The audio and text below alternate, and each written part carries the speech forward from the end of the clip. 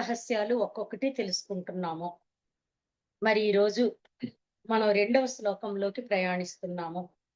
ప్రతి పదంలో ఉన్న పరమార్థాన్ని తెలుసుకుందాము. ముందుగా వసిన్యాది వాగ్దేవతలకు, అగస్త్య హయగ్రీవుల వారికి, అలాగే శ్రీ లలిత పరమేశ్వరి శివశక్తుల కలయికతో ఉన్న ఆ విశ్వమయ ప్రాణశక్తికి, జగన్మాతకు, జగజ్జననికి, ప్రకృతి మాతకి మనందరి తరపున అనంత కోటి ఆత్మీయ ప్రణామాలు, ధన్యవాదాలు, కృతజ్ఞతలు. ఓ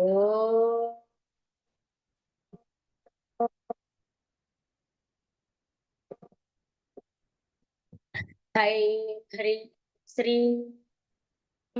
శ్రీమాత్రే నమః. ఓం నమః శివాయ. ఓం నమో నారాయణాయ. ఓం శ్రీ గురు పరబ్రహ్మణే నమః. ఓం శ్రీ గురుభ్యో నమః. ఓం శ్రీమాత్రే నమః. ఓం శ్రీమాత్రే నమః. ఓం శ్రీమాత్రే నమః. మనము రెండవ శ్లోకంలోకి ప్రయాణిస్తున్నాము.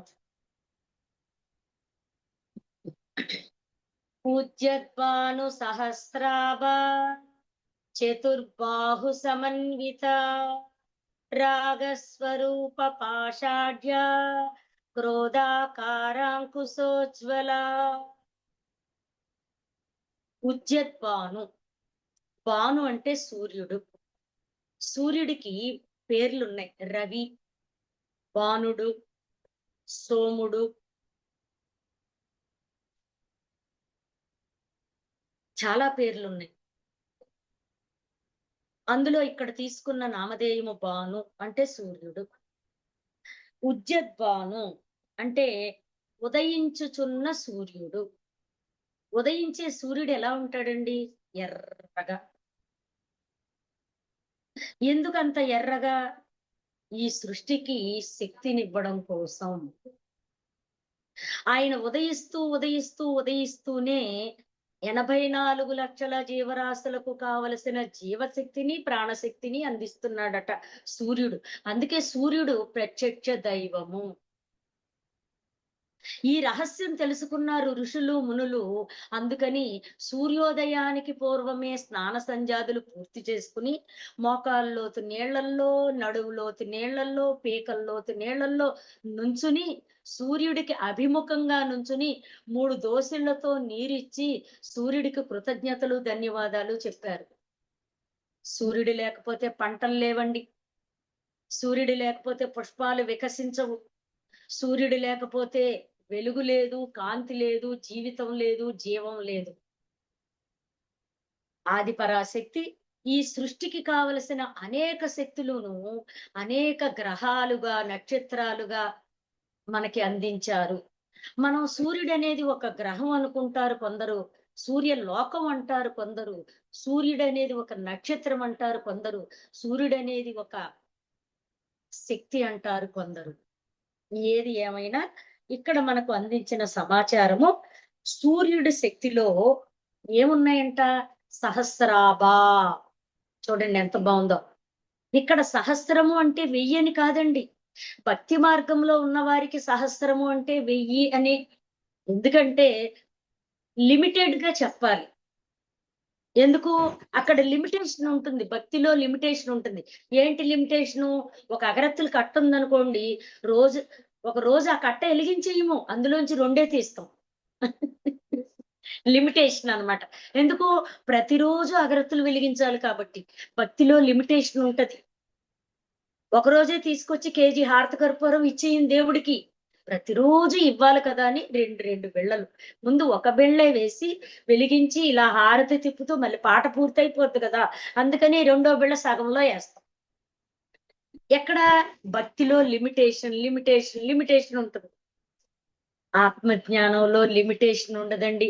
అన్‌లిమిట్ ప్రోగ్రామ్ ఇది. ఇంకా పొందాలి, ఇంకా పొందాలి, ఇంకా తెలుసుకోవాలి, ఇంకా తెలుసుకోవాలి. అనంతమైన జ్ఞానము, అనంతమైన శక్తి. అందుకే భక్తి మార్గంలో ఉన్న వారికి చెప్పే అర్థాలు వేరుగా ఉంటాయి. ఆధ్యాత్మిక మార్గములో, ఆధ్యాత్మిక జీవితంలో, తపస్సులలో, ధ్యానములోకి ప్రవేశించే వారి అంతరార్థాలు వేరుగా ఉంటాయి. సహస్రాభా, సహస్రము అంటే అనేకము. 1000 కాదండి. మనం భక్తి మార్గంలో లేము. మనం విగ్రహమే దేవుడనే పరిస్థితిలో లేము. ఇంకా ఒక మెట్టు ఎక్కాము. విగ్రహము దేవుడే. కానీ విగ్రహంలో మాత్రమే కాదు, అంతటా దైవము ఉందని తెలుసుకున్నాము. అణువణువులో ఉంది. అఖండముగా, అనంతముగా ఉంది. ఒక్కడుగు ముందుకేసామండి. ఆ ఒక్కడుగే చాలు మన జీవితాలు మారిపోతాయి. చూడండి, రన్నింగ్ రేస్. బొటనవేలు పడితే ఆ మార్కు మీద ఏది ఆ గీత మీద బొటనవేలు ఫస్ట్ పడిన వాళ్ళకే మొదటి ప్రైజ్. అదే బొటనవేలు ఒక్క అంగుళం వెనక్కి పడితే అక్కడ ఉన్న ఎంపైర్ అంటారు. సెకండ్ ఇస్తారు. ఫస్ట్ ఇవ్వరు. అంటే ఏంటి? కొంచెం తేడాతోని వాళ్ళు ప్రథమ స్థానంలో, ద్వితీయ స్థానంలోకి, తృతీయ స్థానాల్లోకి ఎలా జరిగిపోతున్నారు. అలాగే భక్తి, జ్ఞాన, వైరాగ్యాలనేవి మెట్లు లాంటివి. మనం భక్తిలోంచొచ్చాము.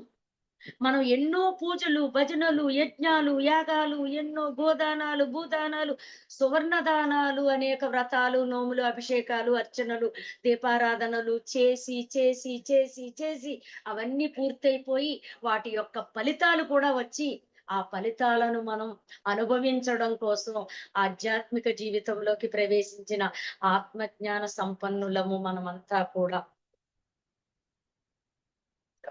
అందుకే మన గురించి మనకు తెలీదు.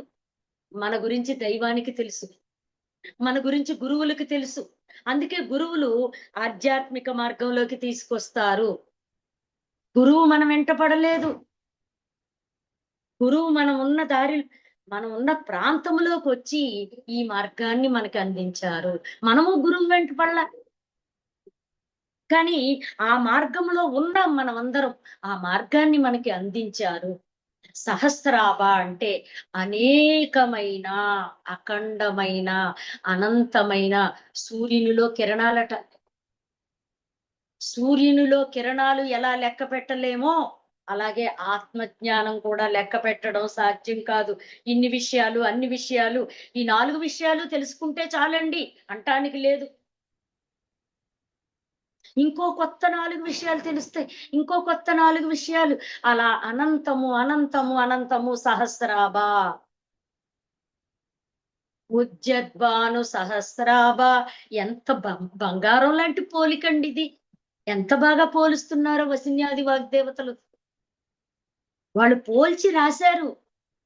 ఆత్మజ్ఞానం ఎలా ఉంటుందో చెప్తున్నారు. మనం ఎలా అందుకోవాలో కూడా చెబుతారు.